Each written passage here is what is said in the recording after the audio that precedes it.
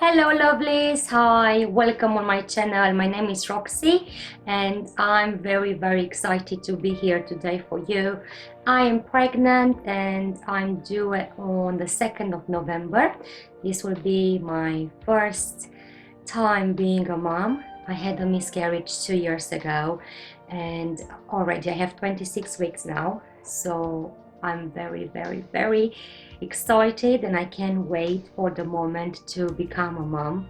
In this video I will talk with you about some tips about labor pain. I am a stress management coach, but also I did quite a few research. I signed up for different courses for hypnobirthing, and then also I watched everything online. I read a few books about pregnancy and labor. Also, I would recommend 2 TV shows from England. I live in England, and those ones honestly gave me so much peace of mind. So one of them is called Born Every Minute, and the other one, Real Stories, I think. It's all about midwives and hospitals, and you have a chance to see and to find more about the procedures and what to expect and high-risk pregnancies and different women giving birth. And I love to see different type of stories, so then obviously I will be ready for my own labor. Well, let's start. So obviously I'm not medical trained. All I will talk with you, it's all I learned from different workshops, different courses I took in regards with hypnobirthing, and the books that I read and the TV shows that I watched. So I decided that I will come down to 4 or 5 tips for you today, and hopefully those tips will help you as well in your own labor. So let's get started. First tip, it's something that I was delighted to find out about the fact that when you are 5 centimeters dilated, the pain will not go any worse. So probably you know already, they are saying that you can actually push once you are 10 centimeters dilated. This is when your cervix are open, and this is when your body looks like it's ready and the baby is ready to arrive. Just bear in mind that all you have to think about is to get 5 centimeters, and after you get to 5 centimeters the pain is not worse. The only thing that will change, it's a case of the contractions. They will be more regular, but the pain is not changing. So once I found that, I was like, oh, at least I feel like a little release, just because I expected that every single centimeter would be more painful, but it looks like it's not. So this is the first tip. I would say try to think about that. Now the second one, it's about contractions and pain. Obviously I am a stress management coach, and the reason why I am a stress management coach, in the last 3 years I've been practicing this career, this profession, because I also have some health conditions.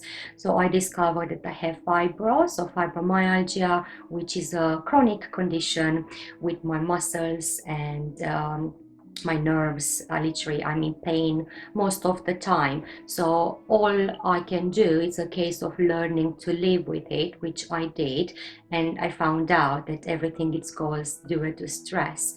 So because of that, obviously I'm more conscious about giving natural birth, but this is my own decision. This is something I really want to do as far as my health and my body, and the doctors will be happy for me to give natural birth. This is what I want to do. So because I already have this condition and I already know that my muscles are very tense, I know that most probably I will face more pain, but that's absolutely fine. That's not a problem at all. I'm very ready for it. So the second tip is to understand that the contractions are coming in waves. So this is really important. Just think about it. So when you will feel the contraction started, it's like a wave, similar with a wave. So you will feel the contraction all over your tummy, like probably more serious menstruation or period pain, something similar, and then at some point it will go to the peak, and after that the pain will reduce. So just imagine that. So if you can put yourself, in that position, and for every single contraction that you will have, just think it's a wave. So it will start, you'll feel the pain, it will get more intense, and then it will drop. This will help you probably to deal with the pain a bit better, just because it's not non-stop. You do have the contractions and you have them regularly, and then more often as your body is ready to push and to give birth, but they are all the time in waves. So just remember that. So they will not be very intense all the time. Now, the third tip, it's a case of breathing. So probably you heard this so many times. Breathing techniques are so important, and the reason why breathing calms your nervous system down, and it's just a case of keeping your body, your mind as connected as possible. Try to keep your body as calm as you can in order to have really good results. I will say, try to breathe. Don't try to focus too much on how many breaths you have to take in, and to count up to 4 and then to double it up, and all sorts of different exercises you might have seen on the internet. They are not working very well during labor, from what I heard, just because during labor you want to connect with your body, so you don't want your mind to be focusing on numbers or anything else. You just want your mind to be focusing with your own body, so you can feel everything.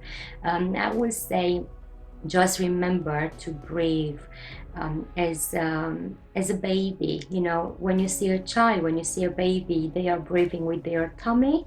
So this is what we do as well. This is what I work with my clients all the time. This is a really good technique for anxiety and stress relief. So imagine when you breathe, when you inhale with your stomach. So imagine you have a balloon and you inhale and you blow your stomach even bigger, and then when you blow as slow as you can, and slow down, and obviously exhale on your mouth very, very, very slowly. And this is when all your muscles will relax, and this is when the oxygen will start to flow a bit better, and your blood as well. So that's the only secret. What you might want to do is imagine that when you are taking a breath, like a deep breath, when you inhale and you blow the balloon, imagine that obviously you're blowing that, and then you could just try to imagine how all that oxygen will go towards your baby. So when you exhale, just imagine that. The other thing that works, it's a case of imagining that your belly button will go all the way towards your spine. So this is a really good exhale. This is the way that actually you can really, really relax. So all I will say, even when you have your contractions, remember the waves. When you are at the peak, or when you will feel it getting worse and worse and worse, the pain is worse, when you feel like, oh, okay, it reached a point when it's really, really bad, this is when, if I was you, I would start using those breathing techniques, like inhale very, very deeply, blow your stomach, and then once that pain is really bad on the peak, this is when I will start releasing it, and obviously the pain will diminish as well. This is what I will do. The next tip I will say is to try to understand how your body works, and try to understand that your pelvic area obviously will do lots of work, and it will contract quite a lot. So what I would like to say, and usually I use this in my own practice as well, just imagine when you have any type of pain, the normal reaction is to step away and to run away. This is something we normally do because we try to protect ourselves. So imagine it's an elastic. So obviously you feel the pain, and then the first reaction will be to run away. So guess what you do with your muscles and with your nervous system, and everything will be even more tense, right? So you don't want to do that to your own body while you are in labor, because this will put more pressure on you, on your cervix, on your baby. The labor will take longer, you will be exhausted, you will be really, really tired, and then you do need to have that energy for the final time when you actually have to push. So what I will say, try to use those techniques, and remember with the waves and the breathing, and when you feel the pain, try not to resist to it. If someone will be with you there in your labor, if your partner will be there or if someone else will be there, just remember to ask for their help. What I spoke with my husband already, and I asked him, is to let me know and to notify me in a way if he can see me putting my shoulders up, because this is one sign of stress, this is one sign of being really, really tense. The other one will be making a fist or using your muscles, like your facial muscles, and do this. And I asked him very nicely and gentle if he could just, touch my shoulder, if he can see me doing that, or touch my forehead, or just so he can give me some signals, so then I will remember, oh, don't do this. I will remember to find a way to, okay, try to relax as much as I can. I know it's not going to be easy. I'm pretty sure it will be a really, really interesting journey, but at least with those techniques, I will do my best not to make, everything worse. Because if I do that, same with my muscles and the tension that I got, if I run away from it, I will just put more pressure on it, so I will be against them, and then my whole body will get into a state of panic, and it's definitely not something we want to do when we are in labor, that's for sure.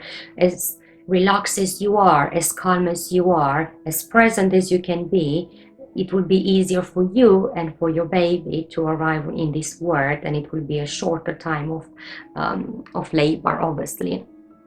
And the last tip I will say, it's a boost. We talked about energy.